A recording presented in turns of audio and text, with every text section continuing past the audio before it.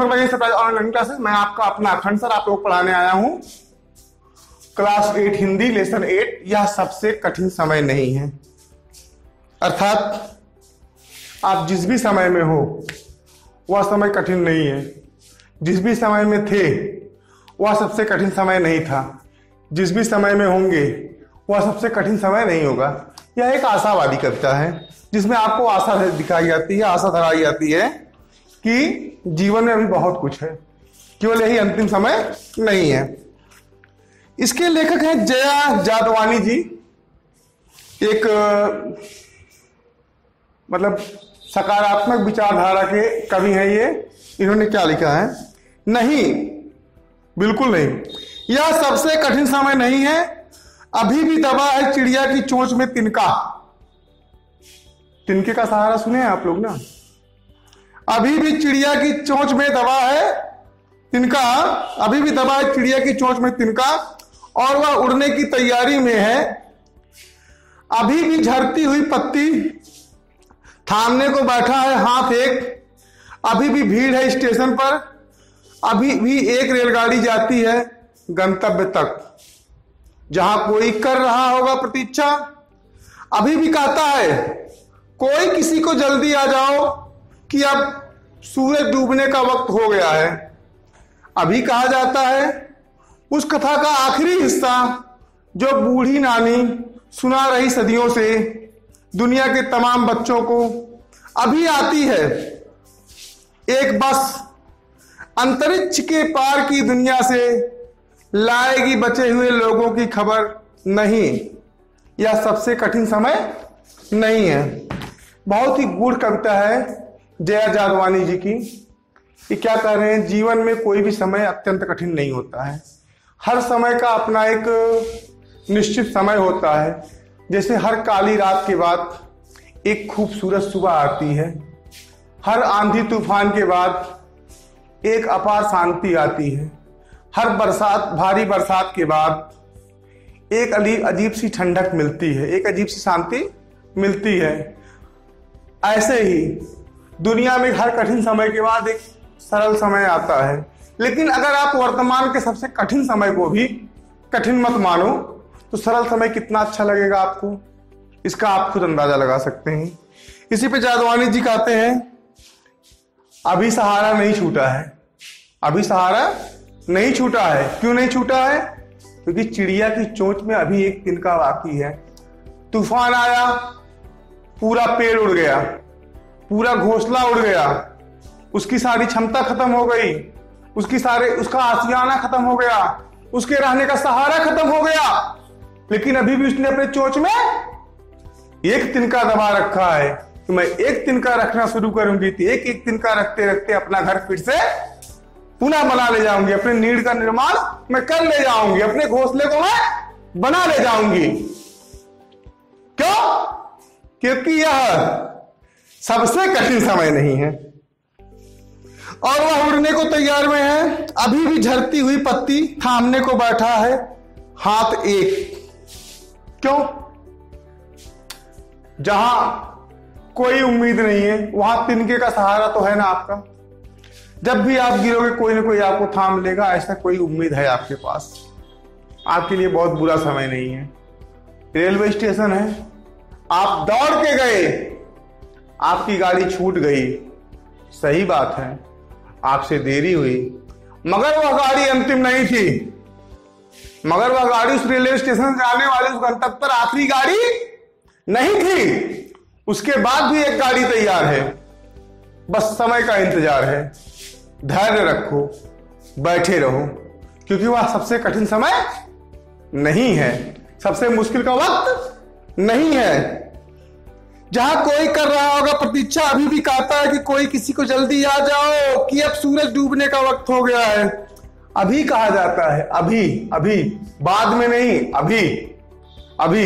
ये जो अभी शब्द है मतलब ऐसे नहीं, मैं लिख के बताता हूं। अभी, अभी मतलब क्या होता है? अभी मतलब होता है वर्तमान। अभी मतलब क्या होता है? वर्तमान, मतलब राइट नाउ।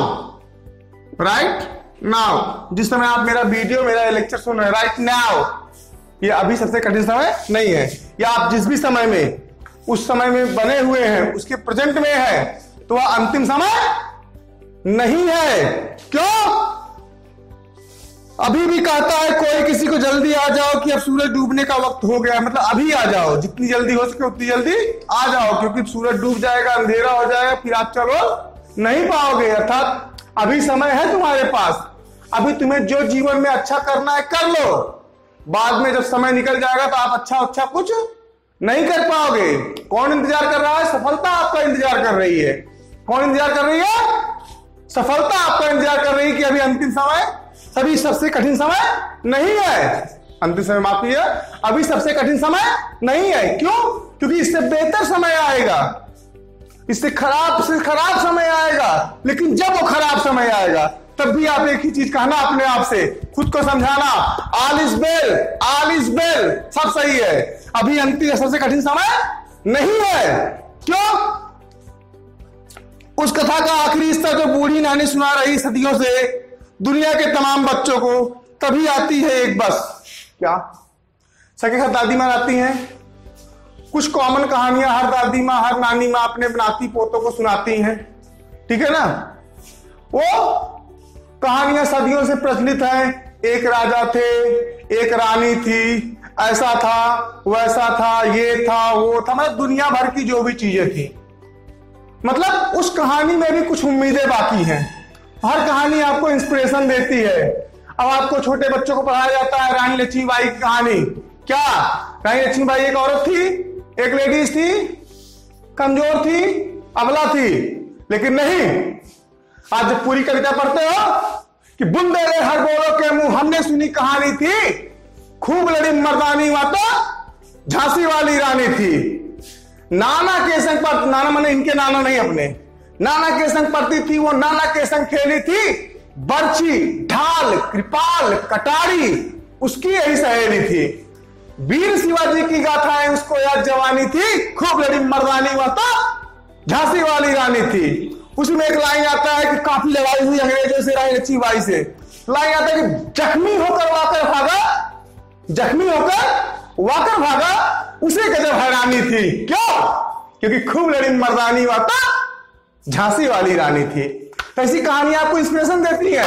आपने चेतक की कविता पढ़ी होगी ना, हाँ, रणवीर चौकड़ी भर भर कर चेतक बन गया निराला था, राणा प्रताप के घोड़े से पड़ गया हवा को पाया था, गिरता न कभी चेतक पर राणा प्रताप का कोड़ा था, वह दौड़ रहा अरिमस्तक पर या आसमान पर दौड़ा था, जो तनिक हवा से बाघिली लेकर सवार उड़ जाता था, राणा की पुतली फ्री नहीं तब तक चेतक मुड़ जाता था, कौशल दिखलाया चालों में, उड़ गया अचानक भालों में, निर्भीक गया वह ढालों में, सर पर दौड़ा कर वालों में, है यही रहा है यहाँ नहीं, वह वही रहा है वहां नहीं, थी जगह न कोई जहां नहीं, किस अरिमस्तक पर कहा नहीं, और बढ़ते नक्शा वाला हर गया, वह गया गया फिर ठहर गया, और विकराल वज्रमय बादल सा अर्की सेना पर घर गया, भाला गिर गया गिरा निसंग है, टापों से खन गया अंग, बैरी समागरा गया दंग, घोड़े का ऐसा देख रंगे। कहानियां आपके अंदर उत्साह भर देती है, जोश भर देती है। जानवर जो ऐसी कर सकता है तो इंसान क्यों नहीं कर सकता है? नारी होकर रानी लक्ष्मीबाई अगर छक्के छुड़ा सकती है तो हम क्यों नहीं? इंस्पिरेशन देते हैं। क्यों? क्योंकि यह सबसे कठिन समय नहीं है, यह सबसे कठिन समय नहीं है। नानी कहानी सुनाती है, दादी कहानी सुनाती है, ताकत भरती है, हिम्मत भरती है, आपको प्रेरणा देती है। क्यों? ताकि आप किसी भी बुरे से बुरे समय का सामना हंस कर लीजिए जी। फिर क्या कह रहा है?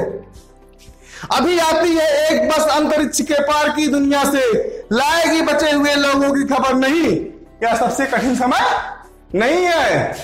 जीवन को कभी उम्मीद, जीवन में उम्मीद कहीं मत खत्म होने देना। उम्मीद ही जीवन की आधारशिला है। ये उनके लिए जिनके पास सबसे बुरा वक्त चल रहा हो, ठीक है ना। आप जानते हैं एक छोटा सा बच्चा जिसके ऊपर माँ बाप का साया ना हो या माँ बाप बीमार हो तो छोटी सी उम्र में मजदूरी करके कमाना सीख जाता है। समय से पहले उसके ऊपर जिम्मेदारियों का बोझ आ जाता है, फिर धीरे धीरे उसके साथ वो सामंजस्य से बैठा लेता है, एडजस्ट कर लेता है, मगर किसी से उफ तक नहीं करता है। क्यों? क्योंकि यह अंतिम समय या कठिन समय सबसे कठिन समय नहीं है। वर्तमान को आप सबसे कठिन समय के रूप में देखेंगे तो आपके लिए जीवन जीना अत्यंत मुश्किल हो जाएगा। तो हमने बताया ना कि नानियों दादियों की कहानी से आपको क्या प्रेरणा मिली? जब एक लक्ष्मीबाई नारी होकर के संपूर्ण अंग्रेज जाति का सामना कर सकती हैं। एक चेतक घोड़ा है आपका, सीधे दुश्मनों के सर पे सवार होकर के उनके छक्के छुड़ा सकता है। तो यार आप लोग इंसान हो, क्या नहीं कर सकते हो? कौन सा समय मुश्किल है आपके लिए? मेरे ख्याल से आपको इस कविता में जितना बताया हमने बता दिया।